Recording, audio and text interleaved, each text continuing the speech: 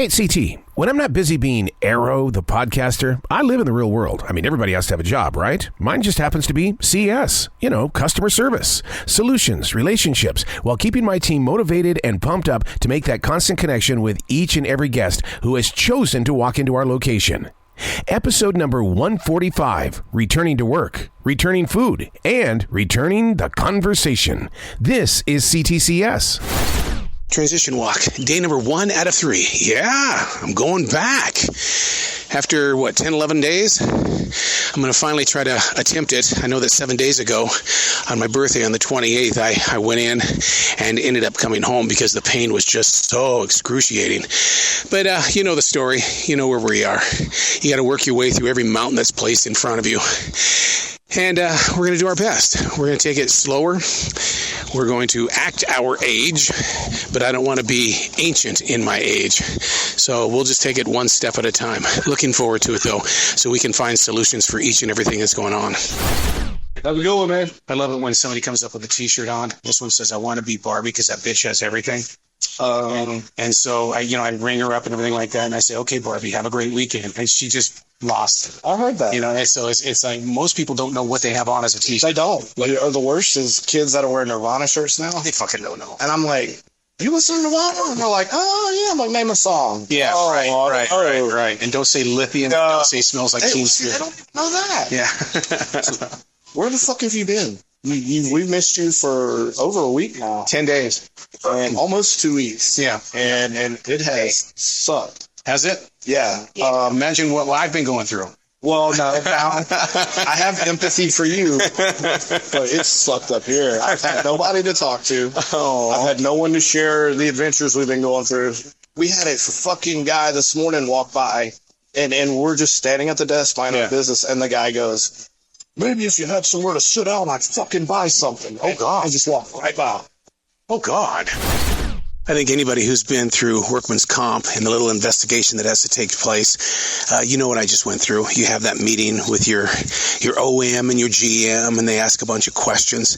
And I think one of the funniest things about going to this meeting is that they wanted me to handwrite the situation. Okay, first of all, I am a daily writer. I do a lot of writing. I mean, to the point of overbearing addiction. And I told them, I said, "You're not going to be able to read my writing because in my own way, it's cursive, it's print, it's shorthand, it's everything that I broke the rules in writing." And so Jeff just sat there looking at it going, I can't. I have no idea what you're even saying here. So I want to do some research on, has the human eye changed when it comes to identifying a story? In other words, people aren't used to reading other people's handwriting because it's so personal. So I want to do some research on that to find out if emails and text messages have destroyed our connection to true storytelling by way of hands. So what's that on your badge there, buddy? What's it say? It says, "Ask me why I am a service hero." And I will not have a fucking answer for you. No, it gets rotated. If you want to know. Oh, come on now. It's true. Because that totally takes away from the 2 times I was voted for Employee of the Year for radio. Well, that's different. That's not where we work at. Where we work at now is kind of like, oh, it's a new month, time to be somebody different. Where you worked at, you definitely earned it. This is way different. You don't think you earned it, all the hours you put in? Absolutely, but I mean, I also put my name in the hat on my own. So you voted for yourself? Yeah, exactly. Is that legal? I don't know, but it is now. 97 degrees. It's super hot outside with the heating index over maybe 107, 108 degrees. And so our baggers, what we're doing for the very first time since my 4 years here, is that the baggers are out there getting those carts and things, is that we're taking care of the Gatorade for them. We're going to write it off. They're going to get free, cold, whatever, just so we can keep their bodies fortified. You got to take care of the team. What do you do when you've been gone for almost 2 weeks?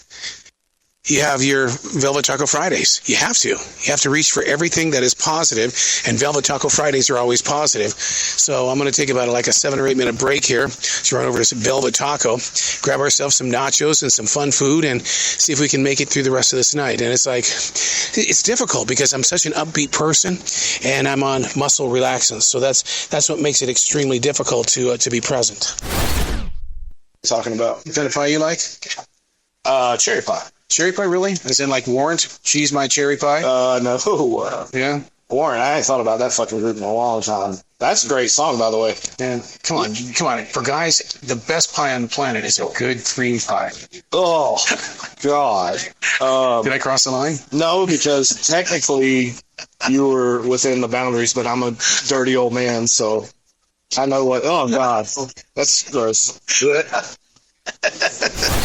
I don't know if this was part of the business plan, but all morning I did everything I could to get a hold of workman's comp so that on my time available, that I could really position myself in an area of better understanding what it is that I was going to have to go through, what I needed to sign, what was going to be questioned, what wasn't going to be questioned. And so sure enough, not even 30 minutes after I get to the store, they call the store looking for me. Now, we're known for one thing.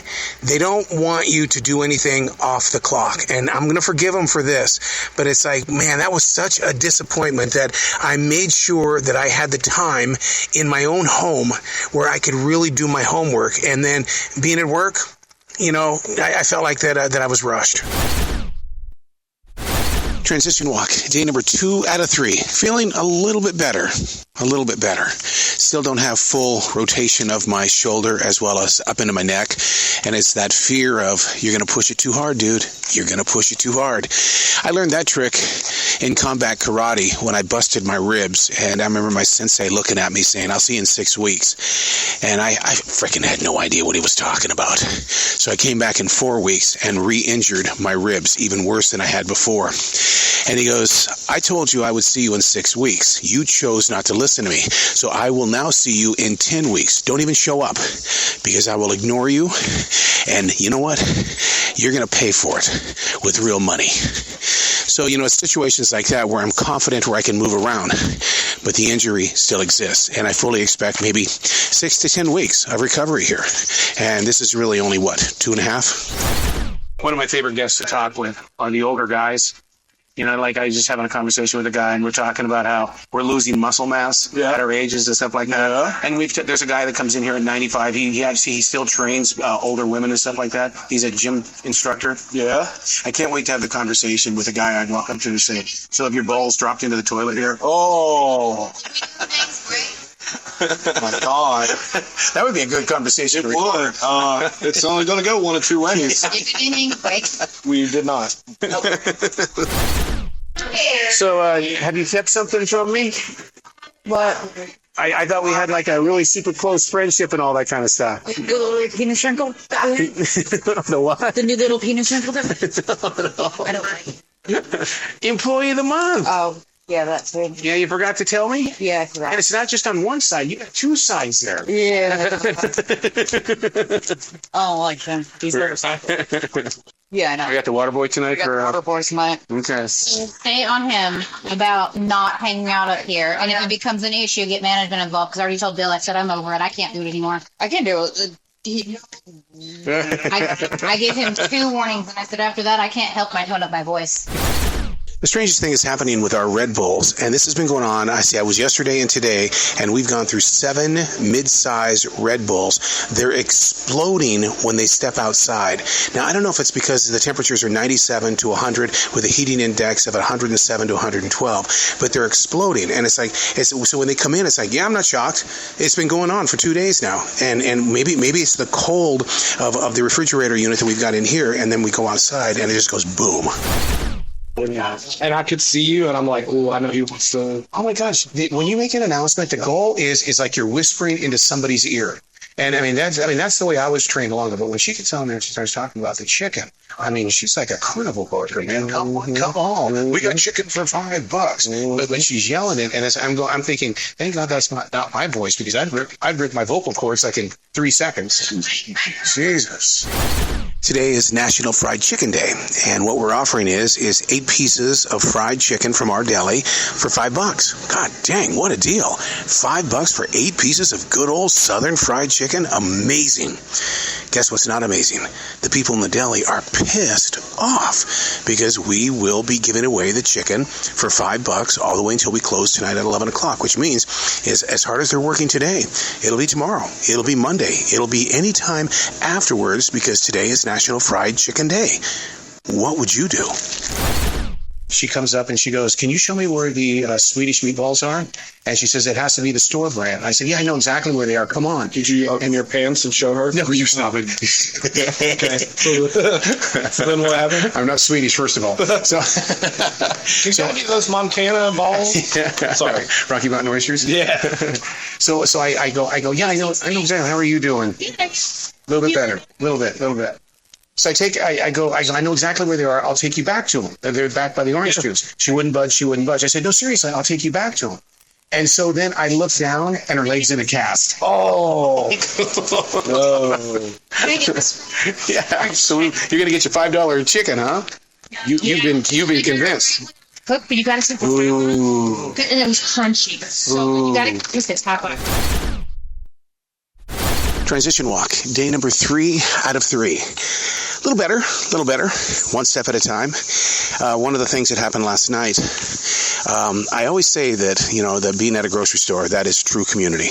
You can love your church all you want, but you got to break down those 4 walls and truly get out there in the community. And where are the real people? Where can you go where, there's going to be judgment.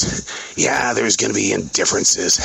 But, for some reason in a grocery store, it all comes together as one. Sometimes. But over the past 4 years, I've learned the lifestyle of so many people. And a physical therapist came through. She instantly took note of the injury. And she looked at me and said, "You've got a frozen shoulder." I was like, "A frozen shoulder? What the hell are you even talking about?" So on her own time, on a holiday weekend, she took the time to show me different exercises. See, that's community. And that's what it's all about. And so this kind of reminds me of a quote that I ran across today while studying the Word of God, because I've got to get my God on. And the pastor today said that sometimes we're moving through life so quickly that God has to put a mountain underneath the carpet, and it trips you. Digest on that one for a little bit. We're headed to C.S. So look at this guy to your right. Yeah, that's the theft about to happen. Either that or it was out of his fucking mind. Yeah. He looks so blitzed. Well, he came out of the bathroom talking to himself. So here's what happened. Bill and I pretty much decided that this was definitely a theft that was going down, and we're trained to get involved in a conversation, go engage with this person. And so my goal was to do exactly that, talking about his job, talking about things in the real world. And while that was going on, Bill, unbeknownst to me, was recording it. Because you don't just put everything in one bag. You have to sit there and break it up and make sure it all works together. So a lot of wooden stuff, or what do you do? Wood, ash. Oh my God! The only thing I hate is the broom, because there's no such thing as a good broom. And even though as much as you shovel, have that shovel over there and you use that broom, there's still that darn line in front of the shovel, and it's like I can never get that line. Right now. So I was going to ask you, do you think we made an assumption about that guy? We made a really bad assumption. You can't judge a book by its cover. And because I'll tell you what, the conversation that he and I had, I thought was very in-depth. You believe it? You think it was genuine? He was very proud of the fact that he's got a home now and that he's got 2 different jobs. So can I say something? I'll probably sound like an asshole. I think he's full of shit. Really? I think he's strung up. Okay. I'm looking at his hands. Shaking. Well, yeah, and then they had they look terrible. And I mean, disgusting. Like, they look bad. And then looking at his eyes and listening to him, I think he's fucked up on drugs. Wetting like a water buffalo, man, in water. But I hate feeling like that because he seemed genuinely nice, but I think he's lost. You know what I mean? Yeah. One of my favorite things to do, I'm blessed with the opportunity to talk with a lot of book authors, the biggest, the best, the meanest, the nicest, from YA authors to military authors, you name it, I talk with them, and it's such a blessing to do that. And they send me their books. Well, I can't keep the books, nor do I want to donate them to Goodwill right away. What I want to do, my first step is to get them in the hands of those who enjoy reading all of these books. And there's a lot of coworkers and family members here at the store that take these books and, they consider it a very special gift because how often do you receive a great book from a friend? Seriously, I mean, this is not an ego thing. When was the last time you shared a great book with a friend? Well, let's go ahead and call a spade here. I didn't earn that loser award for very long. It was suddenly swiped away from me from a person of homelessness walks up to customer service in public. Customer service, where everybody can see it, all 6 registers, whips out his thing and pees right there on the floor and doesn't think twice about it. And you're just going, wait, did I just see what I think I just saw? I don't want to say that I just saw what I know that I just saw. And why? What did we do? What did we do? Would you like to feel something really, really gross? I'm talking about unbelievably gross. And yes, right here in this podcast, you can feel it for yourself, because I know when I tell you what it is, you've either been there before or you never want to travel there. The really gross thing of the week. A woman comes into customer service. Man, this milk sucks. Can't you smell it? It's horrible. I don't know what you guys are doing here selling bad milk. Well, it's 105 degrees out there with a heating index, and the jug of milk is burning hot. Wrap your fingers around that and tell me what you're thinking. I always call Daniel the numbers man, because Daniel, he's always asking me, where are we at? Where are we at? He knows that we have certain goals that we have to reach. How much were we supposed to reach today?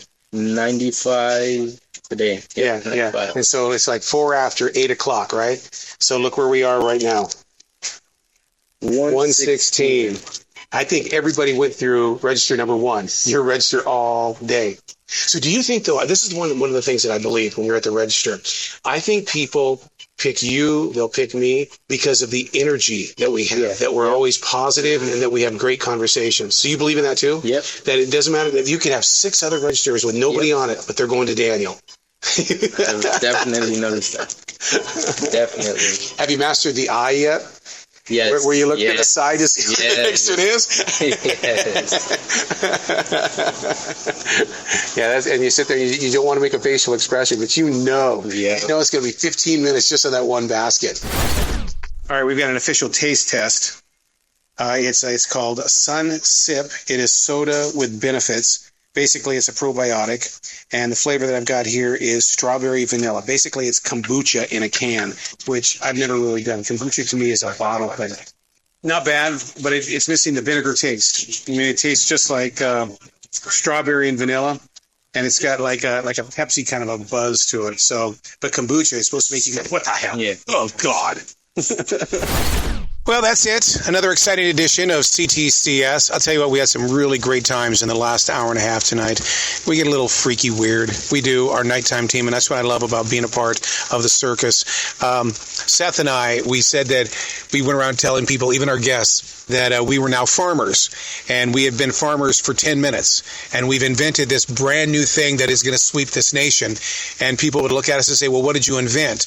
And it was what we call potato chickens. And really, the guests got into it, like, seriously. And their facial expressions were intrigued. And what happened was that they would go, well, what's a potato chicken? Well, the chickens that we raise lay eggs, and it's got hash browns in it with the egg yolk. And they were like, holy shit, yeah, I would do that. And then, of course, me being the oddball, the one that's always going to kind of just break the mood, I go, well, you should see the pies that we're making. And they go, what are you doing? And I said, yeah, it's cow pies, and we put whipped cream on it. It really tastes like shit.